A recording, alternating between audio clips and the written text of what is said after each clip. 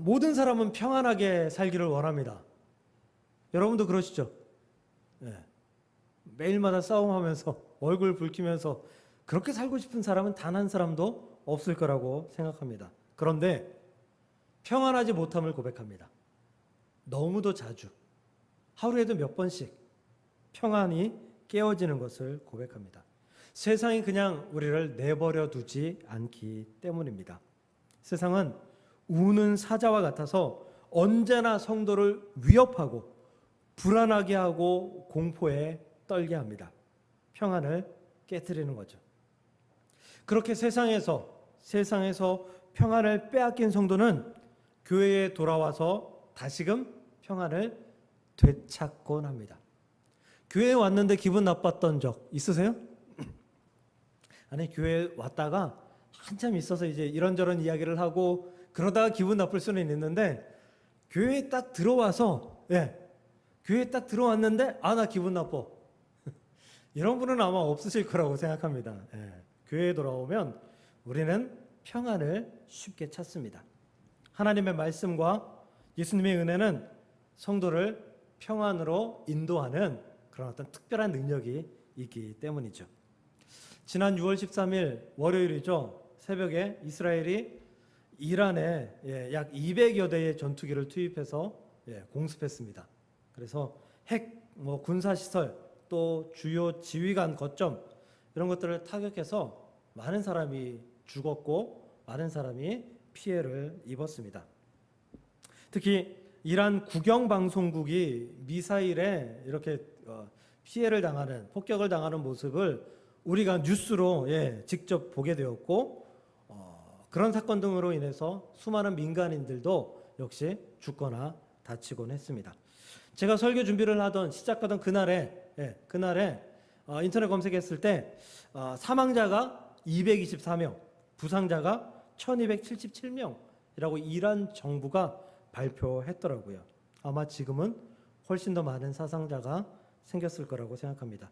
이에 이란도 보복 공격을 했죠. 이란도 미사일을 발사해서 이스라엘의 텔아비브, 예루살렘, 하이파, 또 어젠가 그제는 병원을 또 공습해서 많은 사람들이 피해를 입었습니다. 이스라엘이 잘했다, 이란이 잘했다, 미국이 괜찮다 이 얘기를 하려고 그러는 거 아니에요.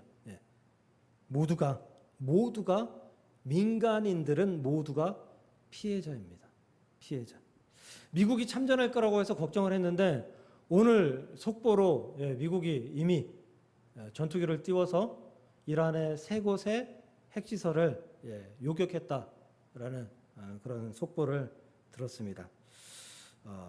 정말 또 엄청난 중동 전쟁이 일어나지 않을까 걱정입니다. 21세기입니다. 모두 다 스마트폰을 가지고 모두 다 세계 전역에 나타나는 그런 뉴스들을 실시간으로 보고 있는, 그리고 모두 다 정말 높은 지식을 가지고 있고 교육을 받고 있는 그런 시대입니다. 그런데 그럼에도 불구하고 전쟁이 일어나고 있습니다. 냉전 시대, 완전히 다른 시대라고 생각하는데 그때나 지금이나 전쟁이 일어나는 것은 크게 다른 게 없는 것 같습니다. 세계 곳곳이 전쟁터입니다. 평안이 없습니다. 러시아 우크라이나 전쟁도 벌써 몇 년째, 수년째 이어지고 있습니다. 한국 전쟁 끝난 것이 아니죠. 우리는 종전되지 않았습니다. 아직 휴전인 상태입니다. 평범한 사람은, 민간인들은 아무리 노력해도 세상이 그 평안을 그냥 두지 않습니다. 불안하게 합니다. 공포를 줍니다. 두려워 떨게 합니다. 내가 웃는 게 아니야. 이런 노래 가사도 있죠. 그런 이야기도 있죠. 정말 우리가 웃고 있지만, 겉으로는 웃고 있지만 우리의 속으로는 온갖 불안과 온갖 염려, 온갖 걱정, 온갖 우울함으로 가득 차 있을 수도 있습니다. 전쟁뿐만이 아니죠. 세상살이 대부분이 우리를 힘들게 합니다. 불안하게 합니다. 염려를 제공합니다. 오늘 예비 이제 신혼부부가 저기 앉아 계신데요. 가정이 평안할 것만 같죠. 그렇지 않습니다. 가정은 언제나 위기 가운데 있고 그 위기를 얼마나 잘 극복하느냐에 따라서 좋은 가정이 될 수 있다는 사실을 기억하십시오. 우리는 하나님의 자녀입니다. 세상은 불확실함 속에서 공포와 불안을 우리에게 선사하지만 하나님은 언제나 우리에게 평안을 주시겠다라고 말씀하셨고 약속하셨고 그 약속을 지키시기 위해서 노력하십니다. 사막에 샘이 넘쳐 흐르리라, 사막에 꽃이 피어 향내 내리라. 이 찬양 다 아시죠? 주님이 오시는 그 나라가 되면은 사막이 꽃동산들이 독사굴에 어린이가 손 놓고 장난쳐도 물지 않는 이사야 11장 말씀에 그 말씀을 토대로 가사를 한 그런 찬양이죠. 이 찬양처럼 어린이가 독사굴에 손을 넣어도 물지 않는, 즉 우리가 어떠한 공포 가운데 어떤 어려움 가운데 나아가도 평안을 누릴 수 있는 하나님의 참 평안을 소유한 저와 여러분들이 될 수 있기를 주님의 이름으로 간절히 축복합니다. 그러기 위해서 오늘 본문의 내용을 잘 알아야 합니다. 오늘 본문은 예수님의 십자가 죽음 그리고 그 이후에 벌어질 상황들에 대해서 예수님께서 설명하시는, 미리 말씀하시는, 미리 가르치시는 그런 말씀입니다. 예수님께서 죽으시고 하나님 우편으로 가시면 제자들만 덩그러니 남잖아요. 제자들은 예수님 없으면 아무것도 아니었어요. 그 당시에는 아무것도 아니었어요. 그래서 예수님께서 그곳에서 떠나가실 때에, 죽으시고 하나님 우편으로 가실 때에 제자들 너희들만 덩그러니 내버려 두는 것이 아니라 내가 보혜사 성령님을 너희에게 보내서 내가 너희와 함께 했던 것 같은 평안을 너희가 계속해서 누리게 할 것이다 라고 약속해 주시는 그러한 말씀입니다. 지금까지 제자들의 스승 대장은 예수님이었죠. 근데 예수님께서 하나님 우편에 앉아 계시면, 올라가시면 누군가 대장 역할을 해야 되잖아요. 그냥 오합지졸로 있을 수는 없잖아요. 그럼 누가 대장이 되어야 되죠? 아마도 모르긴 몰라도 수제자인 베드로가 대장 역할을 해야 될 것입니다. 그런데 다른 제자들이 베드로를 신뢰하고 있었을까요? 아닐 거라고 생각합니다. 베드로는 예수님한테 책망받는 모습을 너무도 많이 보여줬습니다. 성격이 급해서 잘못 판단하는 경우들을 너무나 많이 보여줬어요. 다른 제자들 역시도 베드로를 그렇게 딱히 존경하는, 우리의 차세대 지도자감이다라고 생각하는 그런 제자는 별로 없었을 것이다 라고 생각합니다. 그래서 그런 베드로를 따를 수가 없었을 것이죠. 그런데 어쩔 수 없잖아요. 베드로가 대장이 되어야 합니다. 그러면 그들의 마음속에 불안과 공포와 염려가 들어오는 거죠. 오늘 말씀 27절 후반절입니다. 너희는 마음에 근심하지도 말고 두려워하지도 말라. 내가 갈 건데 너희는 마음에 근심하지도 말고 두려워하지 말라. 내가 지금까지 누렸던 평안들을 너희들도 계속해서 누릴 것이다 라고 말씀하고 있는 거예요. 베드로가 대장이 되어도 그 베드로가 대장인 그 상황에도 너희는 평안을 누릴 것이다 약속해 주신 거예요. 한 심리 상담가가 상담하고 있는 내담자들에게 펜과 종이를 주고 자신의 불안과 염려 이런 것들을 쓰게 했어요. 여러분들 그거 쓰면은 쓸 게 없을 것 같죠? 제가 예전에 써보니까 쓸 거 많더라고요. 한 바닥 다 채우고도 남겠더라고요. 많아요. 사람들이 썼어요. 그리고 그 쓴 것을 바구니에 받았어요. 그리고 손을 넣어서 휘휘 저은 다음에 다시금 그 사람들 앞에 가서 하나씩 뽑으세요 해서 하나씩 뽑았어요. 남의 걸 뽑았겠죠. 어떤 사람은 자기 걸 뽑은 사람도 있을 거고. 그리고 이 상담사가 이렇게 이야기했습니다. 여러분, 여러분의 불안과 지금 여러분이 뽑은 사람의 불안을 바꾸신다면 그렇게 하겠습니까? 한 사람도 대답을 못했대요. 안 했대요. 왜일까요? 내가 가지고 있는 불안도 불안이지만 남이 가지고 있는 불안들도 만만치 않았거든요. 그게 작건 크건 그게 내게 온다라고 생각하면 그걸 받아들이기가 쉽지 않았기 때문입니다. 불안은 누구에게나 있습니다. 그런데 불안이 없는 상태를 평안이라고 하잖아요. 그 평안을 누릴 수 있는 유일한 방법이 있는데 그 유일한 방법이 바로 예수님의 말씀을 의지하는 것입니다. 예수님의 말씀을 의지하는 것. 예수님의 말씀을 온전히 믿지 못하는 자에게 불안은 찾아갈 수밖에 없습니다. 예수님의 말씀이 없으니 자신을 지킬 수 있는 확신도 없고 자신감도 없는 것입니다. 그런데 예수님의 말씀에는 이러한 힘이 있어요. 그냥 이야기하는 게 아니에요. 그러한 힘이 있다는 것입니다. 마태복음 11장 28절 우리가 너무도 잘 아는 말씀이죠. 수고하고 무거운 짐진자들아 다 내게로 오라. 내가 너희를 쉬게 하리라. 수고하고 무거운 짐진자가 누구예요? 불안과 염려와 걱정, 우울 이런 것들을 가지고 있는 사람들이죠. 그런 것들을 가지고 있는 사람들 다 예수님께 나아오래요. 그럼 예수님께서 그들을 쉬게 하신대요. 쉼은 평안이 없으면 불가능합니다. 여러분들 불안한데 주무시려고 해보셨어요? 온갖 불안한 생각이 여러분들의 잠을 방해했을 것입니다. 쉼은 평안으로 오는 거예요. 그러니까 이 말씀은 불안과 염려, 근심 여러 가지 것들을 가지고 있는 모든 자들 다 예수님 앞에 나아오면 예수님께서 그들에게 평안을 주리라 라는 말씀이에요. 무엇으로 평안을 주겠어요? 예수님의 말씀인 것이죠.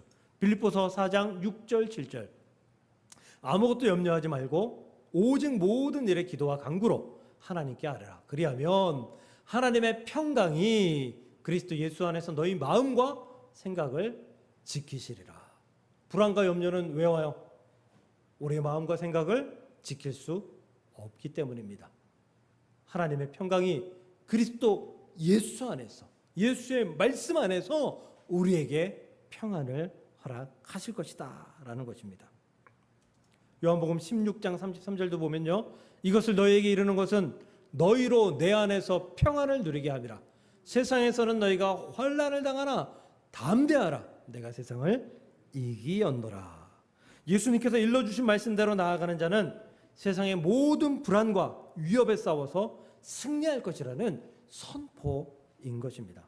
그러므로 사랑하는 성도 여러분, 우리가 불안과 공포를 이기고 평안을 누릴 수 있는 방법은 예수님의 말씀을 의지하는 것이다 라는 사실을 인정하시고 예수님의 말씀이 여러분들의 중심 가운데 있고 여러분들의 중심을 지킬 수 있기를 위해서 기도하고 힘쓰며 애쓸 수 있는 저와 여러분들이 될 수 있기를 주님의 이름으로 간절히 축복합니다.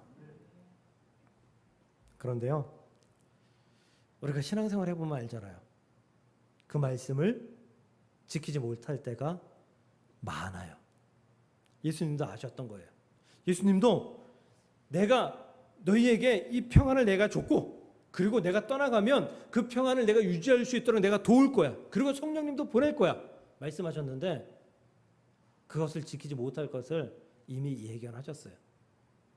그래서 예수님께서 보조수단, 완벽한 보조수단을 말씀하셨는데 그게 바로 보혜사 성령님이 그 말씀을 지켜주시는 거예요.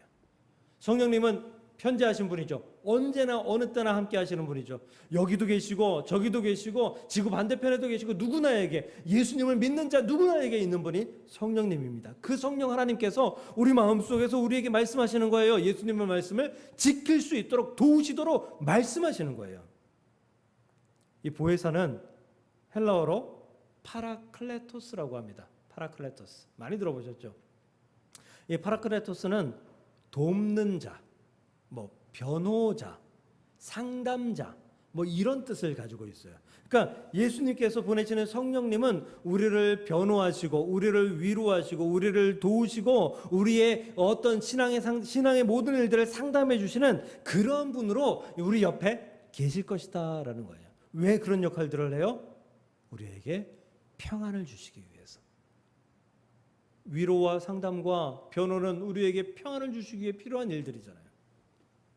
오늘 말씀 26절입니다. 그래서 맞나요?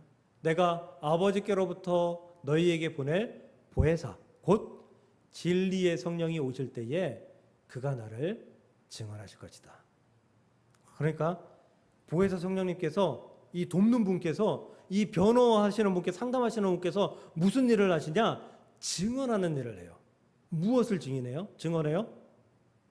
예수 그리스도의 말씀과 그의 행적이 참과 진리라는 것을 우리에게 계속해서 증언해 주실 것이다 라는 거죠.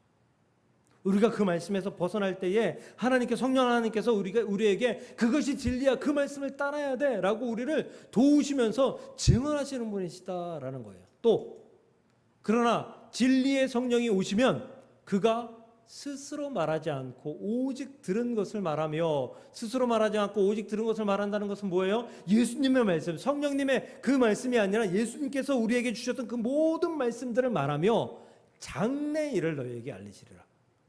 불안의 장래는 뭐예요? 파멸이죠.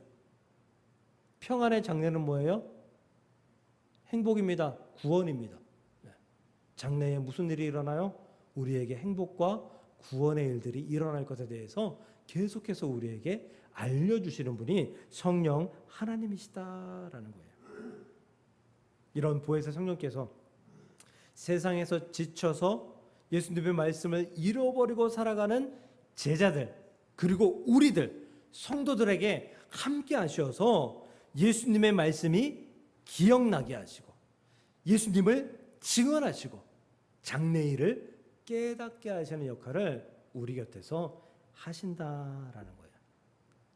그러니까 우리는 예수님의 말씀대로 살아가면 평안을 누릴 수 있는데 그 예수님의 말씀대로 살아갈 수 없는 그 상황들, 예수님의 말씀을 버리고 살아가는 그 모든 상황들을 또 성령님께서 도우셔서 그 말씀대로 살아갈 수 있도록 인도하시고 또 인도하신다. 그래서 결국은 예수님의 말씀으로 살아갈 수 있도록 우리에게 역할하신다라는 거예요.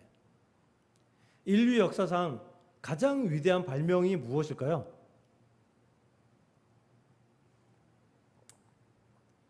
사랑하는 우리 백성만 집사님 뭘까요?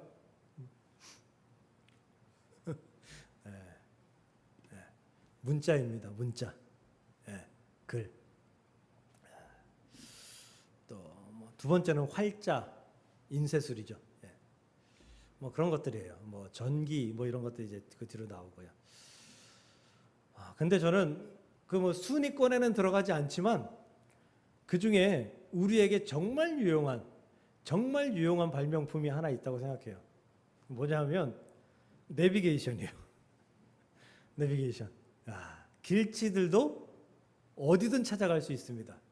심지어 저기 해외에 가서도 휴대폰 내비게이션 보고 우리의 목적지, 음식점 다 찾아갑니다.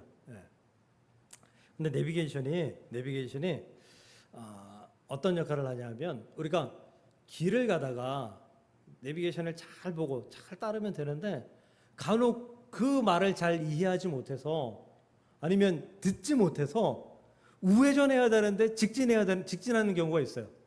길을 잘못 뜨는 거죠. 그럼 내비게이션이 뭐라고 해요? 경로를 이탈하셨습니다. 경로를 재탐색합니다.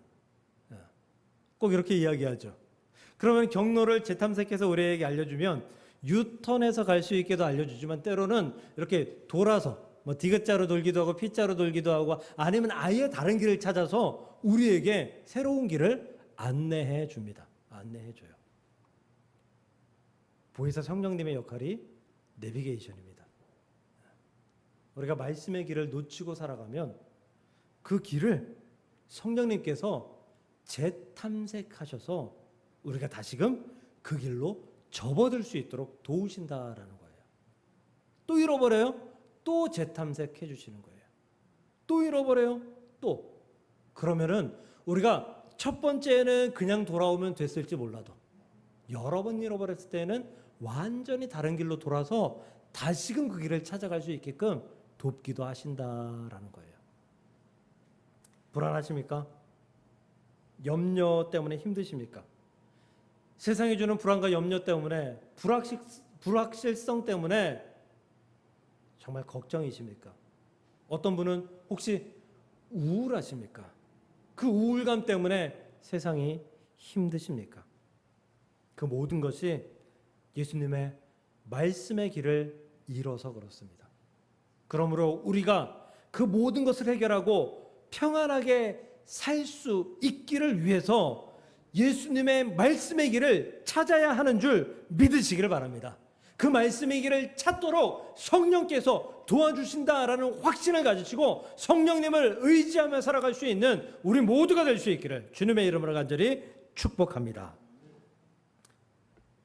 예수님께서 주시겠다고 하는 이 평안은 신적 평안입니다. 신적 평안 그러니까 좀 어렵죠. 쉽게 얘기하면 샬롬입니다.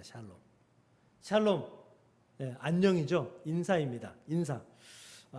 히브리어인 샬롬은 이 단순히 안녕, 평안이 아니라 온전함, 완전함, 조화로움, 그리고 건강함, 이런 모든 것들을 포함한 안녕입니다. 그런 평안입니다. 그러니까 샬롬은 완전하고 조화로운 상태의 평안한 상태가 샬롬이에요. 이런 샬롬의 상태는 창세기 1장, 2장에 아주 잘 나타나고 있어요. 하나님과 인간의 관계, 또 인간과 짐승들의 관계, 에덴 동산의 관계, 완벽한 샬롬, 완벽한 안녕, 평안의 상태입니다. 그런데 이 에덴 동산이 깨어지게 되죠. 아담과 하와와 하나님의 관계가 깨어지게 됩니다. 왜 깨어져? 왜 깨어지죠? 선악과 때문에, 죄 때문에 깨어지는 거예요. 죄 때문에. 죄가 평안 안에 들어와서 평안을 깨뜨린다라는 거예요. 여러분 스스로가 잘못했거나 내가 죄악된 일을 했다라고 생각이 되면 평안하십니까? 그래서 평안하신 분은 병원 가보셔야 될 것 같아요. 절대 그럴 수 없습니다. 내가 잘못하면 불안할 수밖에 없어요. 내가 옆집 유리창 깨트려버리면 불안할 수밖에 없어요. 혼날까 봐 걱정이 될 수밖에 없는 거예요. 죄는 평안과 정반대편에 있다는 사실을 기억해야 합니다. 그런데 너무 감사한 게 있어요. 우리가 샬롬을 회복해야 되잖아요. 이 안녕 평안을 회복해야 되잖아요. 죄로부터 우리 인간이 죄를 지어서 하나님과 인간의 관계를 깨뜨려 버렸잖아요. 그런데 이 샬롬을 하나님께서 먼저 회복하시기 위해서 노력하십니다. 민수기 6장 26절입니다. 여호와는 그 얼굴을 내게로 향하여 드사 평강 주시기를 원하노라. 이 평강이 샬롬이겠죠. 이 평안이겠죠. 하나님께서 먼저 우리에게 그 얼굴을 드셔서 보시고 우리에게 평강 주기를 원한다. 나는 너와 샬롬의 관계를 원한다. 라고 말씀하신다는 거예요. 그럼 우리가 해야 될 일이 뭘까요? 우리가 샬롬에 가까워지려면 뭘 해야 될까요? 죄에서 멀어지는 것입니다. 죄에서 벗어나는 것입니다. 죄에서 멀어지고 죄에서 벗어나야 샬롬에 가까워지고 하나님과 인간과의 관계가 회복될 수 있게 된다라는 거예요. 완전한 샬롬을 누린 대표적인 사람이 다윗이죠. 시편 23편의 다윗은 이렇게 이야기합니다. 여호와는 나의 목자시니 내게 부족함이 없으리로다. 샬롬이 없는 자에게는, 평강이 없는 자에게는, 평안이 없는 자에게는 이런 고백이 나올 수 없어요. 내 평생의 선하심과 인자하심이 반드시 나를 따르리니 내가 여호와의 집에 영원히 살리로다. 샬롬이 없는 자에게는 이런 고백이 나타날 수가 없다는 거예요. 그런데 다윗은 샬롬이 가득할 수 있는 그런 조건을 가진 사람이었습니까? 그렇지 않아요. 그는 죽음의 위협 속에, 불안 속에 노출되었던 그런 아주 절체절명의 그런 상태에 있던 사람입니다. 그럼에도 불구하고 그는 여호와의 집에 거하고 싶다. 여호와는 나의 목자시다. 나는 부족함이 없다라고 샬롬의 상태를, 평안의 상태를 고백합니다. 불안과 염려, 걱정, 죄가 아닌 하나님의 말씀을 선택한 자의 그러한 모습인 것입니다. 불안하십니까? 불안이 여러분들 가운데에서 여러분의 삶을 방해하고 있습니까? 그렇다면 지금 여러분들에게 죄가 드리워져 있는지 살펴보시기를 바랍니다.